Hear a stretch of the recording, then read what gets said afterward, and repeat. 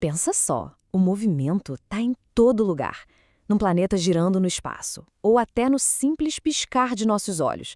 É algo fundamental. Mas como foi que a gente saiu de só observar isso para de fato entender as regras do jogo? Essa jornada que a gente vai fazer agora. Pois é, essa é a grande pergunta, né? E olha, a jornada para decifrar essas regras levou, nossa, milênios. E o mais incrível é que ela mudou completamente o jeito que a gente enxerga o universo. Durante séculos, uma pergunta que parece tão simples: o que é movimento? Teve duas respostas bem diferentes. E cada uma levou a gente para um caminho totalmente distinto. De um lado, a filosofia, e do outro, a física. Então, de um lado, a gente tinha os filósofos, lá na Grécia Antiga, por exemplo. A pergunta deles era por quê? Por que as coisas se movem? Para eles, o movimento tinha a ver com um propósito, com a essência da mudança. Aí, do outro lado, muito tempo depois, vieram os físicos. E eles mudaram a pergunta para como. Como as coisas se movem? O foco passou a ser em descrever, em matemática, em prever o que ia acontecer. E para a gente entender bem esse porquê, a gente precisa voltar no tempo, lá para a Grécia Antiga, e falar de um dos maiores pensadores da história, Aristóteles. Ele bolou um sistema completinho para explicar o movimento. E a base de tudo era a ideia de propósito. O conceito central dele era o que ele chamava de passagem de potência a ato. Parece complicado, mas pensa assim. Para Aristóteles, uma semente se move para virar uma árvore, que é o seu ato, o seu potencial realizado. Uma criança se move para se tornar um adulto. Ou seja, movimento não era só sair do lugar A e ir para o B. Era sobre se transformar naquilo que algo nasceu para ser. Essa ideia era tão grande, tão ampla, que ele até dividiu em 4 tipos. Tinha um movimento que a gente já conhece, né? O deslocamento, de mudar de lugar. Mas tinha também a alteração, tipo uma fruta amadurecendo. Tinha um crescimento e a diminuição. E, por fim, a geração e a corrupção, que é basicamente o ciclo da vida e da morte. Para ele, tudo isso era uma forma de movimento. Essa frase resume perfeitamente a visão de mundo dele. Um universo onde tudo, cada coisinha, tinha uma natureza, um propósito. E o movimento era só a expressão desse propósito. E olha, essa ideia não foi pouca coisa não. Ela dominou o pensamento no Ocidente por quase 2000 anos. É muito tempo. Só que essa estrutura toda começou a ruir. Chegamos no século XVII e um cara chamado Galileu Galilei não estava muito satisfeito com esse porquê da filosofia. Ele queria saber era o como.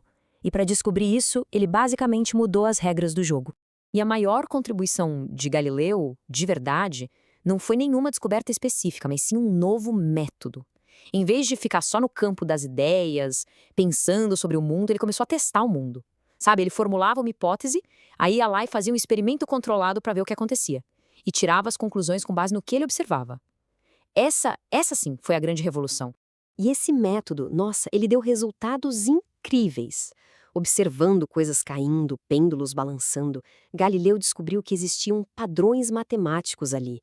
Ele percebeu que não importava o peso do objeto, todos caíam com a mesma aceleração. De repente, o movimento não era mais sobre um propósito misterioso. Era sobre regras. Regras que podiam ser descobertas. Então, é como se Galileu tivesse aberto uma porta. E o gênio que atravessou essa porta e construiu um universo inteiro do outro lado foi Isaac Newton. Ele pegou tudo aquilo que Galileu observou e transformou num sistema completo, um sistema que podia prever e descrever praticamente qualquer movimento.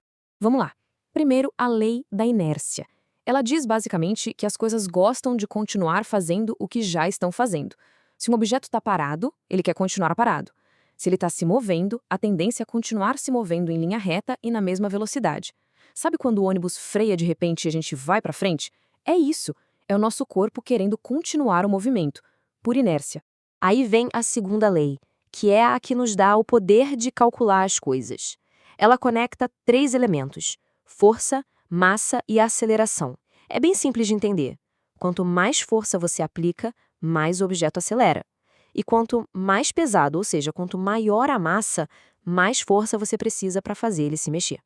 É por isso que é muito mais fácil chutar uma bola de futebol do que uma bola de boliche, né? Essa lei é tipo a base de toda engenharia. E para fechar, a terceira lei, A da ação e reação. Ela fala sobre como as coisas interagem. Basicamente, nenhuma força age sozinha, ela sempre vem em pares. Pensa num foguete. Para ele subir, ele precisa empurrar os gases com força para baixo. Ação e reação. Um nadador, para ir para frente, empurra a água para trás. É essa lei que mostra como tudo no universo está conectado por meio de forças. Ok, vamos dar uma pausa e olhar para trás agora, para a gente ter uma ideia do tamanho dessa jornada. O que aconteceu aqui não foi uma coisinha pequena. Foi, sem exagero, uma das mudanças mais profundas na história do pensamento humano. Em pouco mais de 2000 anos, a gente fez uma viagem e tanto. Saímos da filosofia de Aristóteles, onde o movimento era sobre realizar um potencial, passamos pela Revolução de Galileu, que começou a perguntar como as coisas aconteciam, e chegamos nas leis universais de Newton, que nos deram, de verdade, um manual de instruções para o universo. E o resultado disso tudo foi monumental. A grande virada de chave foi trocar a pergunta "por quê?" pela pergunta "como?". A gente deixou de enxergar o universo como algo com um propósito interno e passou a vê-lo como uma máquina gigante, tipo um relógio, que funciona com base em leis matemáticas. Leis que a gente podia descobrir, entender e, claro, usar. A ideia de movimento parecia ser a coisa mais óbvia do mundo, né? Mas quando a gente redefiniu o que ela significava, o mundo mudou. E isso faz a gente pensar que outra ideia que hoje parece super simples e garantida pra gente, tá só esperando uma nova revolução para virar de cabeça para baixo.